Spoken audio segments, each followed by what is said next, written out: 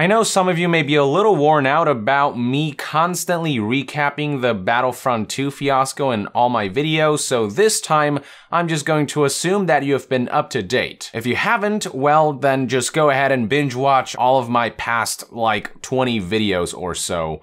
A lot's happened. But the bottom line is this: EA temporarily pulled microtransactions from Battlefront 2 following unprecedented backlash against their intentions to implement a pay-to-win loot box-based progression system, and now we have to wait and see what happens next. Now, where today's video gets interesting is in the possibility that, according to a report by website Glixol, EA may not be bringing back microtransactions. This comes in light of a video that Hawaii state legislator Chris Lee released on his channel recently detailing potential steps to create a bill that could prohibit loot boxes to people who are under 21, so basically applying the same restrictions to loot boxes as slot machines. In response, during the 37th NASCAD Investor Conference on Tuesday, December 5th, when EA CFO Blake Jorgensen was asked about the backlash against Battlefront 2 and how the company plans to deal with that, he apparently noted that microtransactions may not return to the game.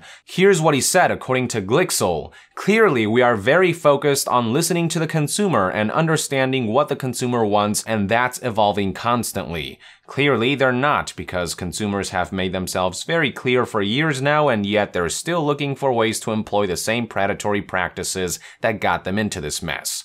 But we're working on improving the progression system. We turned the microtransactions off as an opportunity to work on the progression system inside the game. Actually, you turned them off because Disney called you and they were pretty pissed about how you were handling the situation. We're continuing to do that. I think there's an update this week and again next week. Over time, we'll address how we want to bring the microtransactions either into the game or not, and what form we will decide to bring it into.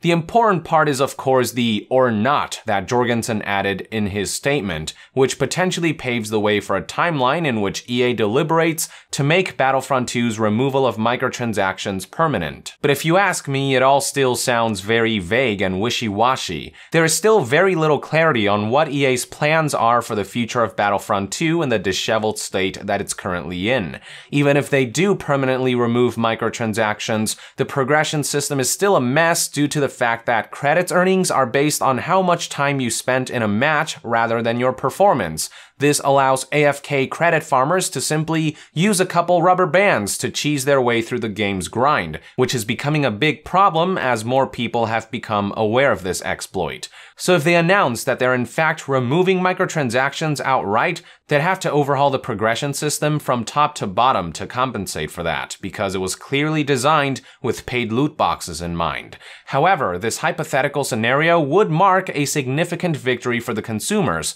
It would mark the first time that a major game publisher was completely and utterly pushed back on their attempt to implement shady monetization schemes, at least from what I can remember. It would also go a long way to setting a precedent for other publishers to be careful about how they go about implementing their own underhanded tactics. But do keep in mind that this is all a big if. The fact still remains that when it comes to EA, you can't believe anything that they say until you see it with your own two eyes. If there is anything that I've learned over the past few months, it's that taking EA by their word is as good as setting yourself up for disappointment. So I'll be honest with you, the pessimist in me says that EA won't get rid of microtransactions outright. I'm willing to bet that they're still scheming for ways to re-implement them in a way that will benefit them. History has taught us time and again that EA will never make financial sacrifices for the sake of the art or for the sake of the gaming community. Otherwise, we would have seen them handle the Mass Effect Andromeda debacle and the Visceral shutdown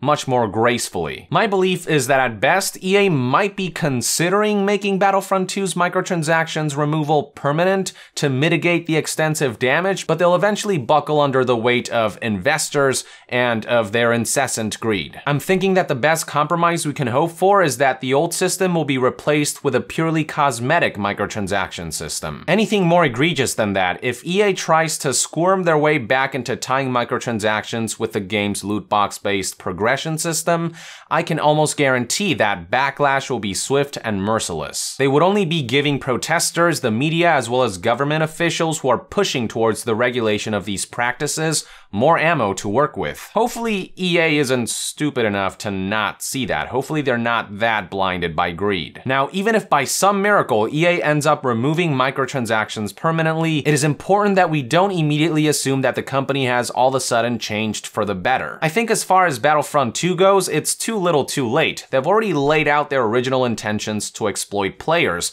and we know that the only reason they pulled back was because of the backlash, not out of the kindness of their hearts. The proof is always in the pudding. The only way that EA can prove that they're genuinely committed towards a player-first business model is by showing it with their actions. If they can just release one game in 2018 that doesn't piss people off one way or another, one game without underhanded intentions to favor monetization over player experience, then we can talk. But until I see that, I'm just going to have to assume the worst, which is that Jorgensen is all talk, no walk. I think EA will keep up with their vicious cycle of pushing the envelope and then backpedaling a little bit after the initial backlash with upcoming titles like Anthem. But anyway, we'll have to wait and see what happens. Obviously, I have a very pessimistic outlook on EA's future, but I'd want nothing more than for them to prove me wrong and smash my current preconceived notions. Until they do though, I'd be hard-pressed to believe the bullshit spewing out of the devil's mouth. With that, I would like to end this news update. Thank you for tuning in. I hope you found this video informative, and if you enjoy my content, consider supporting me on Patreon to help this channel stay self-sustained and independent. And to be further updated on all things gaming news, reviews, and discussions, stay tuned right here on Young Yeah. I'll see you guys next time. Young out.